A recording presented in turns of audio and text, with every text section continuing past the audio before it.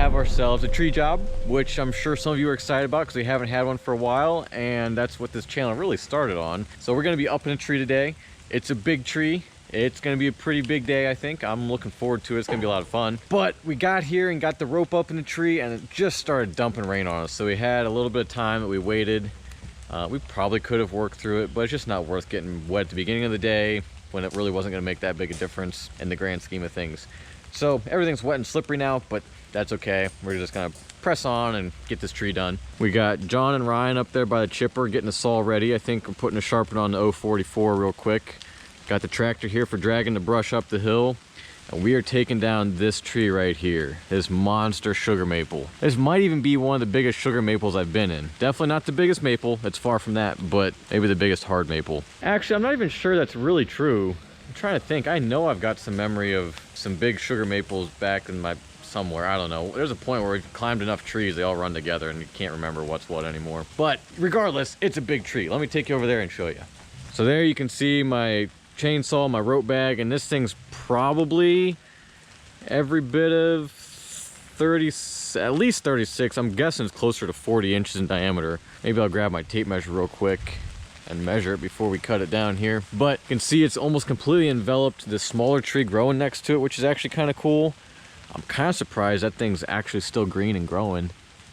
First thing we're gonna do though is we're gonna flop this over and then we'll go up the tree and we'll start doing more up there. You can actually see the whole tree pretty good from this side. There's not a ton of brush up there and we've got lots of vertical space. This is only a single story structure, and so we'll be able to swing some really big pieces down. The problem is gonna be that there's not a whole lot of room to set stuff down here without getting all tangled and stuck, so that'll be my real limiting factor for what size pieces I can put on the ground.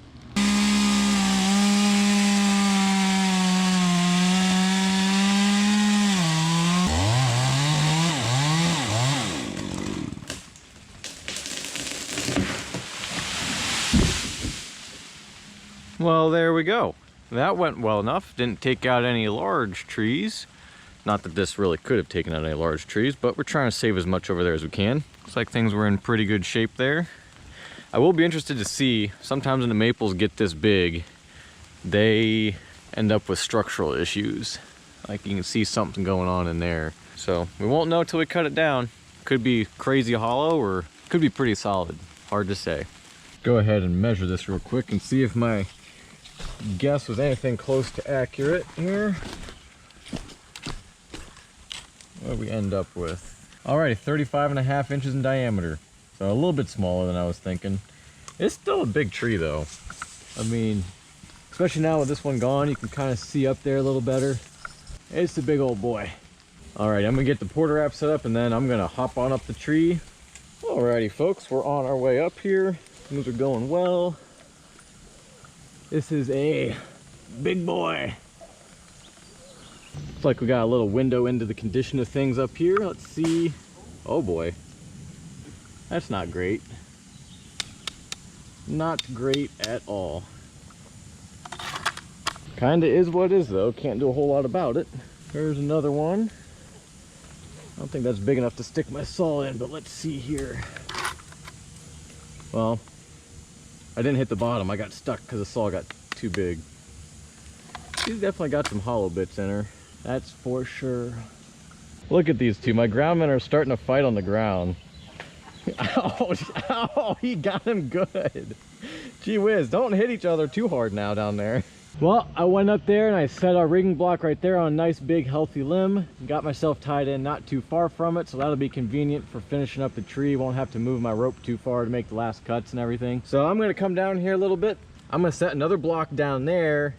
Not because we need it. I mean, this is a fairly healthy, strong limb and it's not far from the tree. Directing that force back over to here and allowing us to split the forces of the two sides of the rope straight down this spar will just make it so much stronger and make it so much better that I can send anything out of this tree that I want to, and I won't even have to worry about the tree being strong enough. So if I can do that with a simple addition of one block, I'm going to take the opportunity to do it every single time. All right, we got our other block installed over here, and that rope goes straight down to the porter wrap on the bottom of the tree. And so what that does for us up here in the top is, as you can see, like I described earlier, it splits the rope angles onto either side of the stem. You know, if we had both rope angles on just going straight down where that rope is there, it'd be trying to peel this limb off the tree. But because we got this rope going back, it shares the force, puts some of the force back and some of the force down.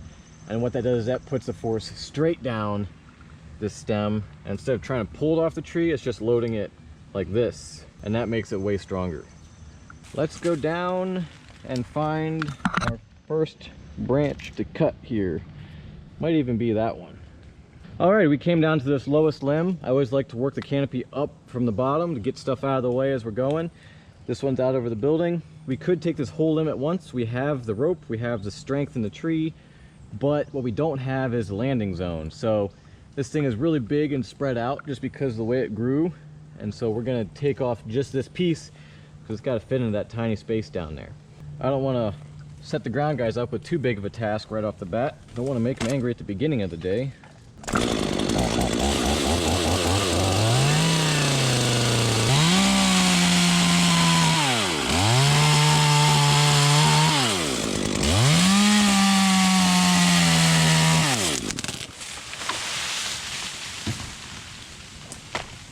Very nice. Look at all that room.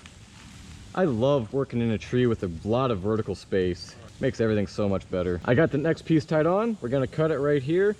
Gonna rig this whole piece down at one time. It's gonna be a little bit of a stretch. We've got just barely enough space to get it above the garage roof to get it to swing and not drag the roof. So ground man John down there is gonna have to do a pretty good job.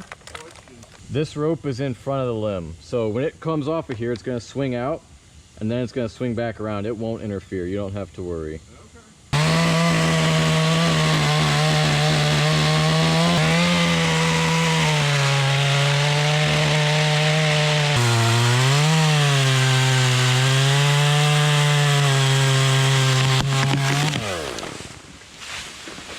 Perfect. Nice work. Nice work.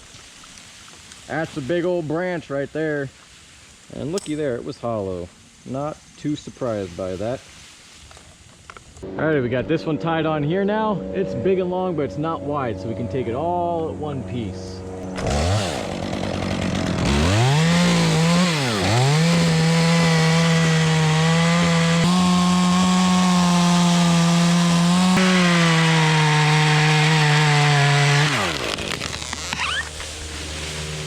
Very nice. I got this one tied on right here. It's big and long. It's gonna go right down through there and swing away very nice. You ready?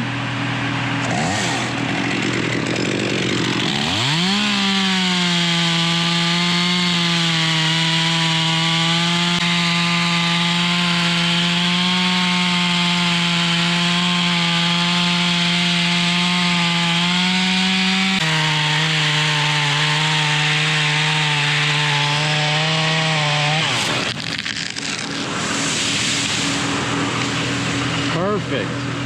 Hey, that one actually rocked the tree a little bit. Sugar maples are pretty rigid trees. They don't flex a lot. They have decent fiber strength. Not as good as oaks, some oaks, but approaching. They're good, strong trees. They just are more likely to be full of dead, hollow spots than a lot of other species are. Now, something you may have noticed there was that it was shaking the whole tree. It wasn't just shaking the part that we're rigging off of. And that's perfect. That means we're loading the entire canopy, or at least a large portion of it. And if flex is actually coming from lower in the tree down there along the trunk. It's not necessarily good that we're flexing the tree, although it can handle it. It is good that we're not just flexing part of the canopy though. That's the key component. We don't want to be just stressing out just one limb. We want to spread that load out over it as much as we can. All right, next up is very similar. Got a little bit of a hollow to it, but that'll be fine. We got the rope tied on. And it reaches way up to the sky over there.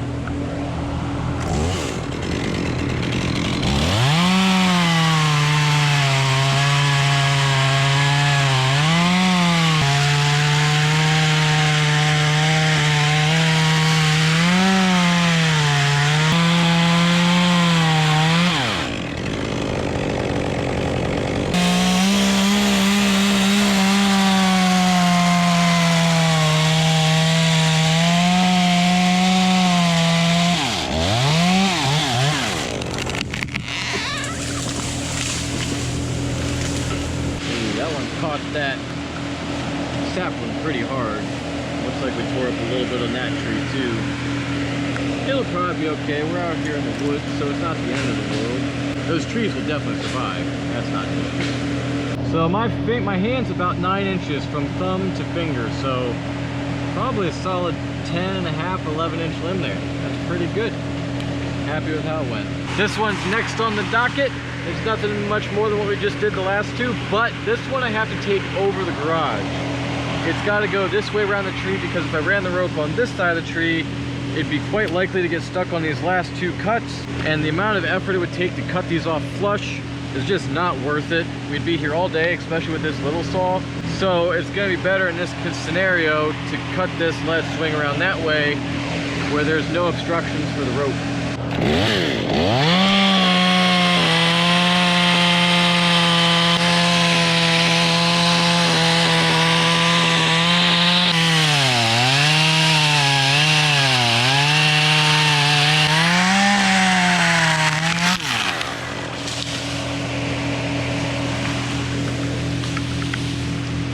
Yeah, that one shook us good. The next thing on the list here is this big old dead stub. And you wouldn't think that this is much of a challenge. It's obviously not that big, but it's full of nests and full of decay, and we don't know how strong it is, so there's a chance it's gonna come apart when it hits the ground or when it hits a tree or when it hits anything. So I've got it set up to go this way around the tree. It's quite likely that we're high enough to miss those stubs, so I don't think it'll be a problem. But I don't want it to go over top of the garage. I don't want something to fall off and hit the garage. So we're gonna send it that way.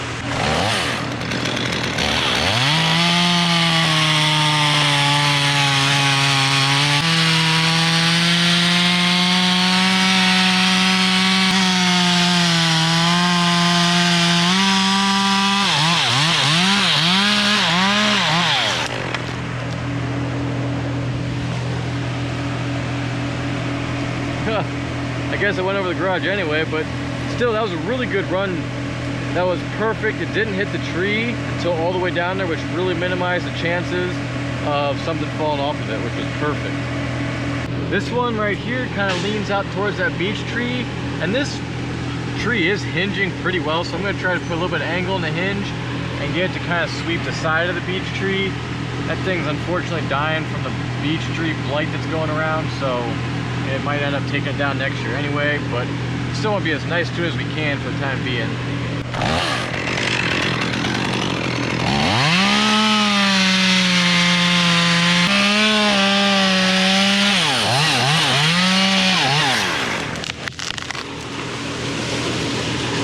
That actually didn't go too bad. We kind of just shook a couple branches over there, didn't tear nothing up at all. Alrighty, up here we got next to this limb here. It's pretty much the same as that one, just on this side, and I'm thinking it's just gonna barely fall short of that elm tree over there, which would be perfect. I don't want to hit that thing too hard, and I don't have a whole lot of other options except for, I guess I could go up a little bit farther and do it in 2 pieces, but I'm pretty sure it's gonna miss.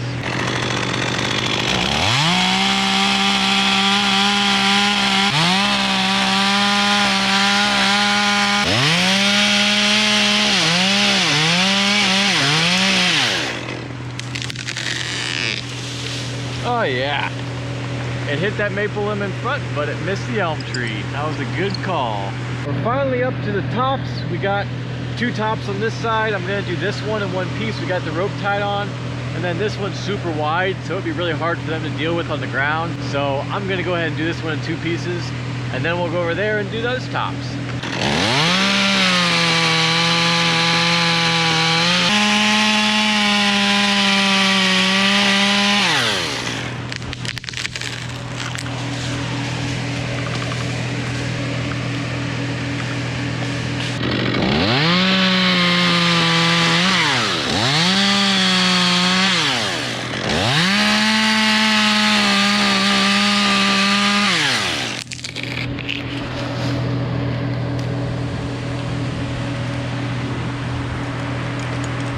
There we go.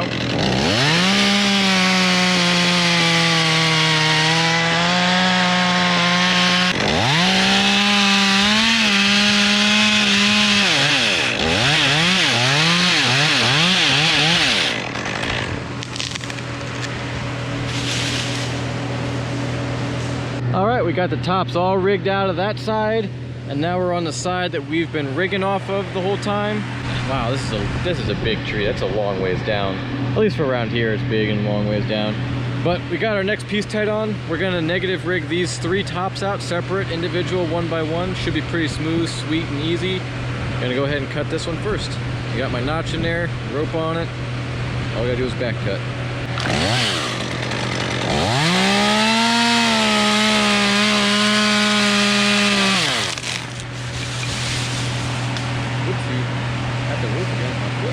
A hot take for you guys on this one. When you're negative rigging, like right here's my cut, here's the rope and there's the block, the distance from the cut to where the rope is tied does not matter. I'll have the same experience if I tie it here as if I tie it up there. If you don't agree, we'll fight about it in the comments.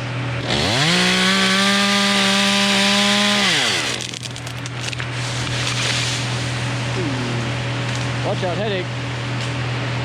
I was a little bit harder in that beech tree, and it actually knocked a dead branch out of our maple limb, which is why I said headache.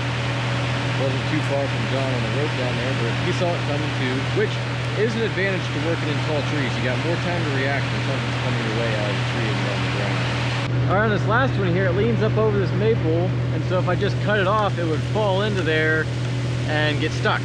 And so there's a chance it'll still happen. I've got my notch pointed sideways pretty hard. We got a tag line that's not very far out, but it's got a little bit of influence, kind of help it come around a little bit. We'll see what happens. No matter what, at least the tag line's on there to help pull the branch out if it does get stuck.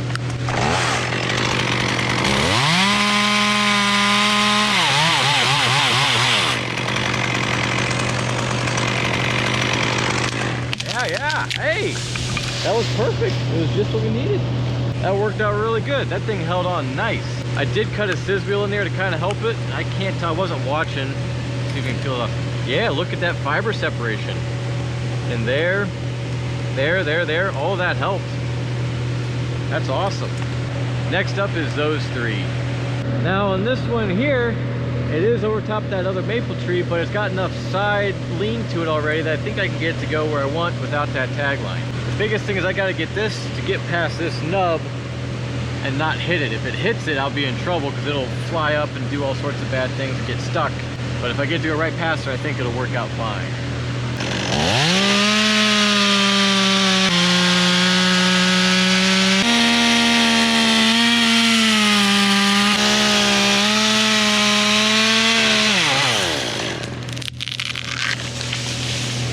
That was perfect. I hope you guys got to see it. The scissor wheel on this one helped a lot. These fibers all separated real nice, and there's some bigger fibers that held on longer in there.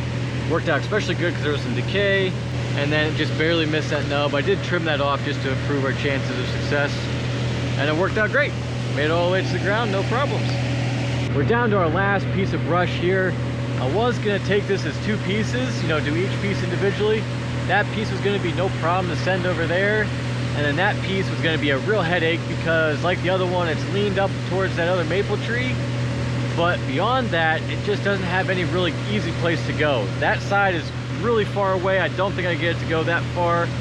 And this side, it's really close to it. It wouldn't take very much down at all for it to get stuck before it couldn't go over. So I think the best decision is going to be to take them both together and let the weight of this easy side help pull the weight of this hard side away from the tree.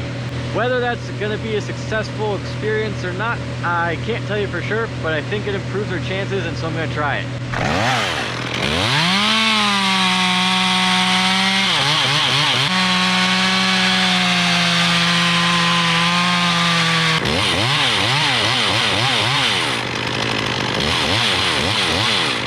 Yeah, that's all it takes. It's still moving.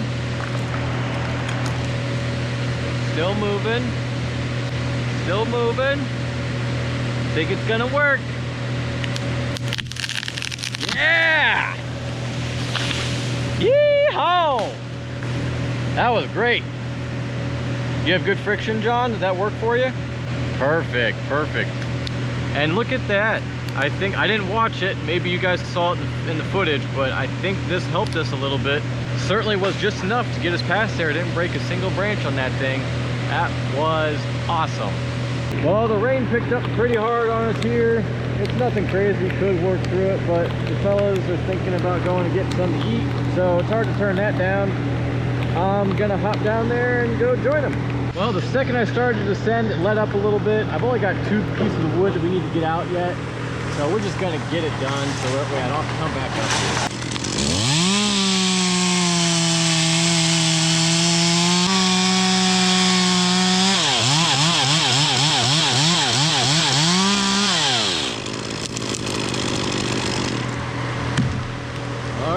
Let that down. That one put a little more stretch in the rope than I was ready for. I was a little bit more violent, but that was my fault, not anybody else's. Well, the rain picked up again. It's coming down pretty hard. I'm determined though. We're gonna get this piece up before I go down. I have to come back up and get my block off of it, and I'll rig this piece off of that block.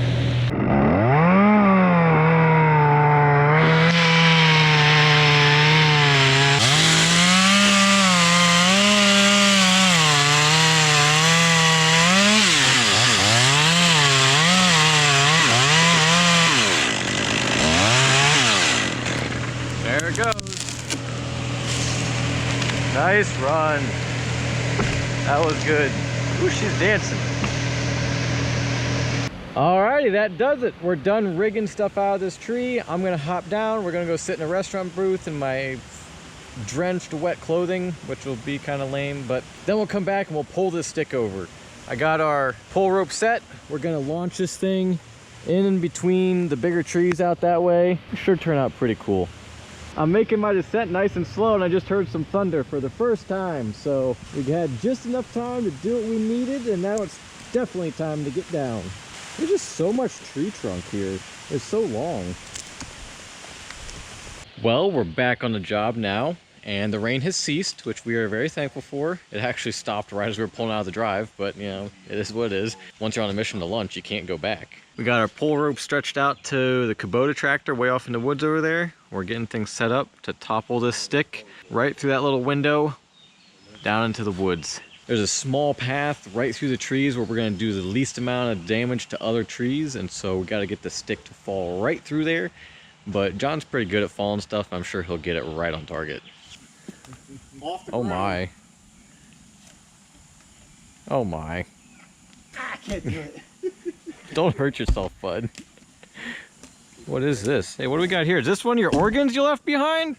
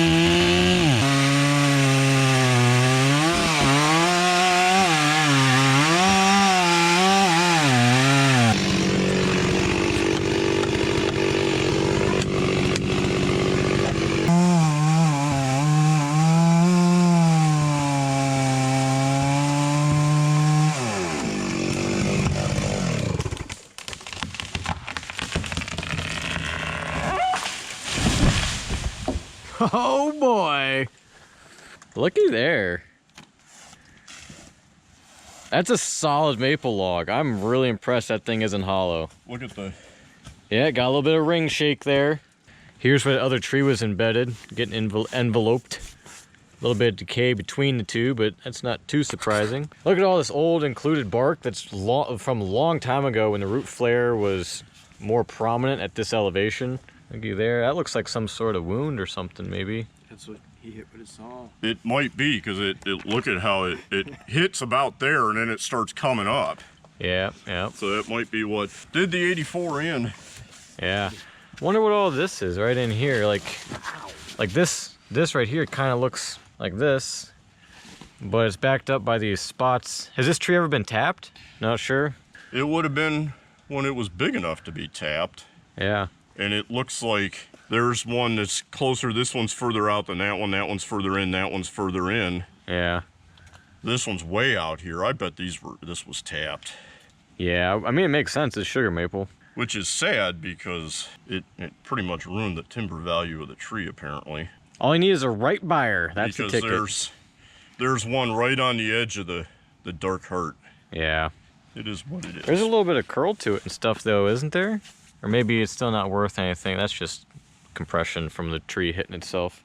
We're gonna count these rings and figure out how old this thing was. All those rings to the center are tight because it was growing in a forest, so it had to compete really hard with surrounding trees that were starving it for light. But then, as you see there in the middle, it gets going really fast, and then the last half of its life it spends in decline, just like a person does. You know, after 40 or 50, you start to taper off and you just don't do as well. And it's the same way. And so trees only live about half of their usable lives in an urban environment because the second half of their lives they spend in decline. They're not safe. They start losing limbs, they start getting decay. So it wasn't doing much. It was doing what it had to do to keep sugar made to keep growing. So I got my logger's tape out here and we're gonna measure this log real quick and see how long it is, how big around it is, and we're gonna try and figure out approximately how much it weighs. Not for any reason other than to satisfy curiosity, but I don't know, I just wanna know how much it weighs, you know? Oh, there we go, 50 foot. 50 foot was just below the big union here. So we left another, whatever that is, 10 or 12 feet higher. And above that, there was at least another 20 or 30 feet. So she was pretty tall indeed. Had John go ahead and cut this log here for me. Oh yeah, that union was nasty. All right, we're gonna measure diameter here, measure the diameter at the other end, figure out the average diameter, and then figure that in addition to the length of 50 foot. We'll see what we have for total log volume, and then we'll measure that by the weight per foot. And I'll give you the weight here in just a second. The cut at the small end was 29 inches across. The cut at the big end was 38 inches across. So the average is 33.5 inches. That's the average diameter. So we multiply that by the length and its pi and all the fun. Anyhow, I ended up with 16,500 pounds. So this log weighs 8 tons, more than 8 tons, which is a lot to be dropping from 60, 70 feet up in the air. That's really cool. Not many other industries get to do that kind of thing. I also took a minute to count the rings on that tree, and I came up with 176 rings, which is more than I expected. Most maples are pretty fast growers, but sugar maple is definitely the slower side of the maple family as far as growing goes, and that thing's just really old. For how big it is, it's really old. That means that tree would have started growing in 1849, which was before the light bulb was patented, which was, I think, 1879. I had to look it up, I was just curious. So that tree is older than cars, for the most part. Tree is older than, might even be older than the internal combustion engine. It's definitely older than the diesel engine, because that was the 1890s, I think. It's just an old tree. It's always sad to see an old tree come down, but you have to understand that a lot of trees will spend the later half of their lives in decline, and for most urban environments, it's just not safe to have a tree in decline on your property or nearby your structures or anywhere that people might be. Trees are super cool, trees are super important. I love trees. I can't tell you how much I love trees, but I also love people, and it's very important that we keep people safe. This tree had its day. It was gonna come down sooner or later. As you saw, there was some decay here and there, and it might have been safe for quite a while longer, but it's a hard game to play. You're taking a big gamble with a compromised tree. It's all dependent on the weather. You know, we could lose it tomorrow, we could lose it 10 years from now, we could lose it 100 years from now. Each property owner has to make their own decisions with what risks they're willing to tolerate, and so the decision's in the hands of the property owner, and all I can do is carry out their wishes. I can't say the tree is 100% safe, and nobody else can say the tree is 100% safe. It is a shame to see something so old come down, but it's better than seeing it come down on somebody's house, garage, or family. Sorry for getting so dark on you guys here at the end, but thank you so much for watching. I really enjoyed this tree. I really enjoyed climbing it. I really enjoyed making this video for you. I hope you did too. If you could do me a really big favor and hit that like button at the bottom, it doesn't cost you anything, and it helps the channel out a lot, which helps me make videos like this for you to watch. Thank you guys so much. I love you. We'll see you next time.